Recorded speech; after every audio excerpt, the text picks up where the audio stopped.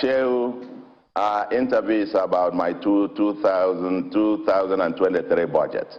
I'm not talking about the investments of either any of my predecessors. By the way, the one that you talk about, I don't know about that. I mean, I think there was something I read about, somebody speculated about the value of whatever investment. What I've seen today, the value of those investments is worth next to nothing. I don't know about B2B's template. I'm pursuing Soludo's template. Soludo, why? Why?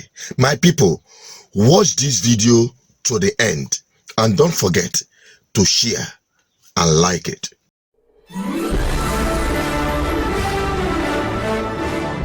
This is BVI Channel 1, where we tell you the raw, undiluted gospel truth.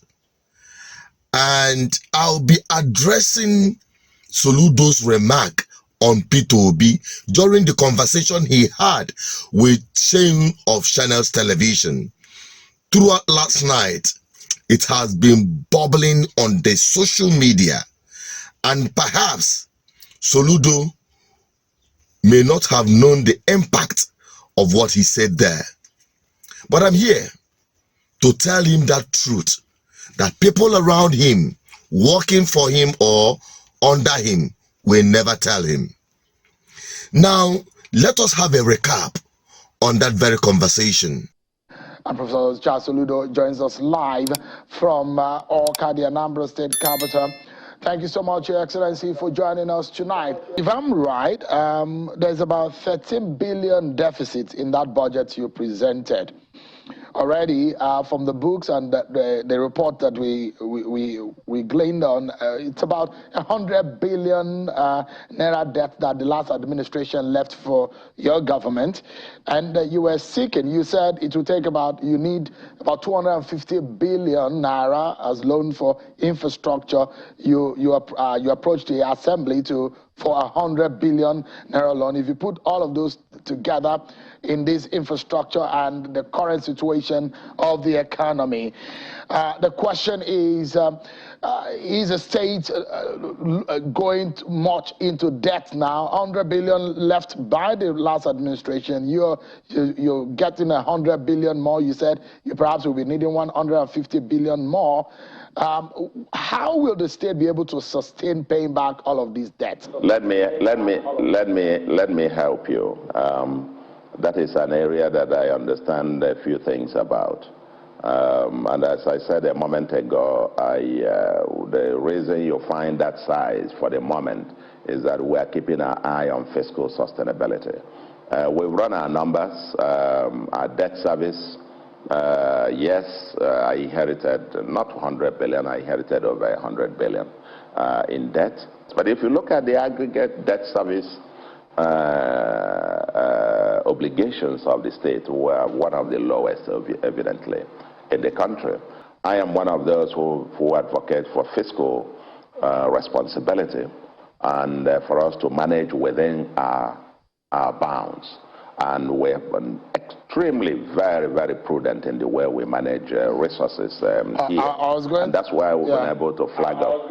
I was going to ask you that former Governor Peter Obi has talked so much about how much of prudence that he introduced into the governance in Anambra State, and perhaps that could be a very good standard, because globally there is a caution on the cost of governance, and perhaps what experts have said that governance in Nigeria, leaders need to look into cutting cost of governance.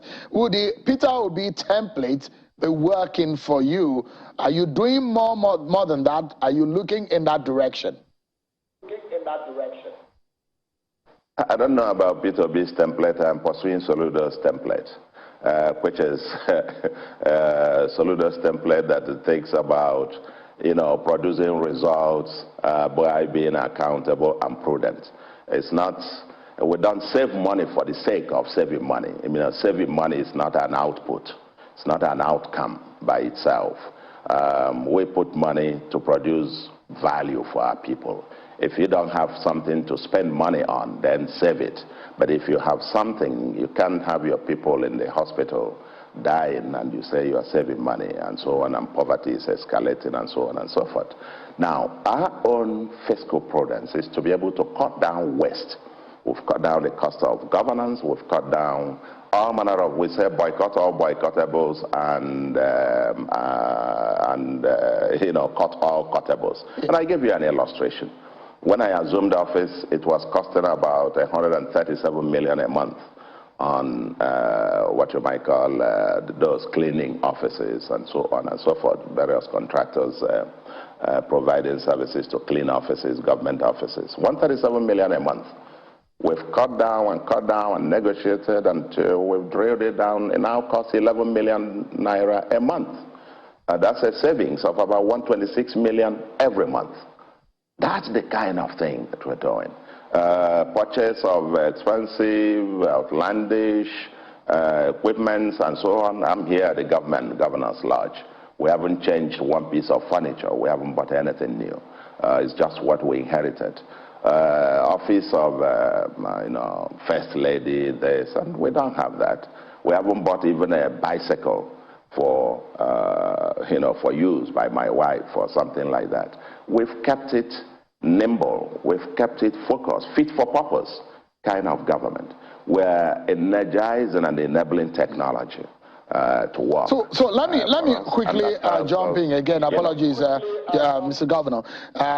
There was some investment, and perhaps because this is an area in which you are very known for, investment. I mean, what's your own perspective in a government investing outside of public sector? Because, and I'm making another reference to former Governor Peter Obi of Anambra State, who has talked about how much of investment is made with the resources of the Anambra State government to bring back profit and benefit of to the Anambra people. By the way, what has become of that investment, and are you looking in that direction also?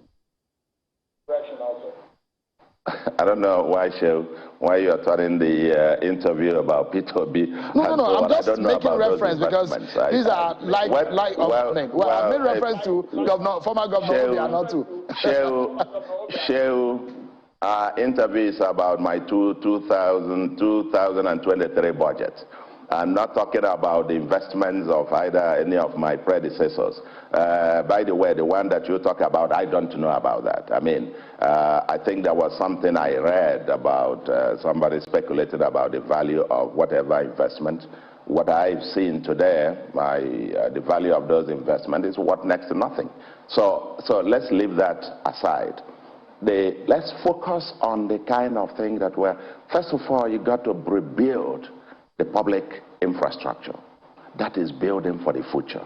We're investing in our schools. We're investing in our hospitals. We're investing in those. We're creating Anambra as Africa's leisure entertainment hub.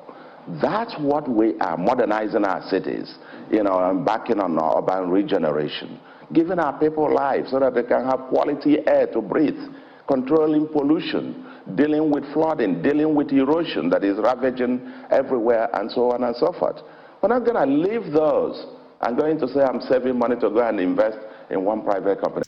Good. Now, from the first instance, Soludo took a stand, and I thought he would have, maintained that stand, understanding fully well that it is a trap.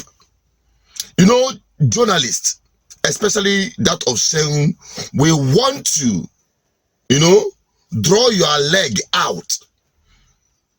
We will want to implicate you in the conversation to make or commit blunder. And that is exactly what he got from Soludo. And I believe Soludo should be smarter than this. The conversation about Peter Obi shouldn't be part of what you are to discuss with him, especially in such manner. To be frank with you, I have been receiving calls. I have been receiving text messages Even on a video that I published yesterday, before you even made that very comment, people are dropping comments, reacting to the comments you made on Channels Television that had nothing to do with the video I published, to tell you to what extent people are going to reach out to you and tell you their mind. And as the voice of the people, it is my responsibility. I shoulder it. It is not a title to bring it forward to you. So many comments bothering around Igbo Nemo Mefa. I will say that in Igbo so that my people will understand better. Ani Nemo Wani Fene Mani. To be honest with you, some people target envy and jealousy, and some people have already gone, overboard. Especially your political opponents, clamoring that you are not going to get the second term. Hey, just you coming into government in few months. People are already talking about next 3 and something months, 3 years and something months. And some Apuga faithfuls who have or might have, reached out to you, have been contacting me on this. You remember the past when I made a video response to some of the things that are coming out from some Apuga faithfuls against P2B. Last night I couldn't sleep because we are hammering my phone left, right, and center, using that as a justification of the fact that you are behind all of those attacks. And I must say this without mentioning word, because I'll be sounding like Kiyamo and other political psychophants. Dino Milaye, Rino Mokri, the one they call FFK, and the rest of them. I'll be sounding like every one of them that would like to justify this kind of thing that is unjustifiable. How will I justify the fact that you said that P2B savings amount or to worthlessness? It doesn't amount to anything. I might agree with some people or some argument that says you can't be saving while the people are suffering. But that was not the case during P2B's government. In fact, some of these SSCs that are saved are things that governors and politicians steal from public funds. But the man, in his character, left it for the incoming government to implement or to use, of which the Anambra Airport is a dividend of that very savings P2B left behind. For this to come out from you, to be honest with you, shows a sign of bitterness. I am the one that will tell you this truth. No one will tell you this truth. And that is why politicians don't like me around them. Because I'll be blunt with the truth. But there is time to redress all this. This might be a quote out of context of what you truly means. That is why you need to get the ground running, get your media aids and yourself particularly to address this issue and clarify it. Because that very little word, that short sentence you made is enough to destroy the legitimacy you are enjoying, the support you are getting from the people. To be frank with you, some of these media are targeting P2B from all corners and coming from a governor in Anambra State. That is the height of it. Go and see what is happening on the social media. Listen to people who are, neutral. People who can sincerely tell you the truth. To be honest with you, you'll be marveled what you'll be getting as feedback. Let your team get to work and address this issue. Don't expect me to launder this as, kind of, no. There is no justification. But if there is any explanation to this, please come forward. The people are waiting. I'm signing out. I'm making this video with all sense of sincerity as the advocate for good governance. I hope you concentrate on delivering your mandate and promise to the Anambra State, which I believe strongly you are committed to. But this kind of statements should not be found around you. I know you didn't speak like a politician. You just spoke your mind as an economist.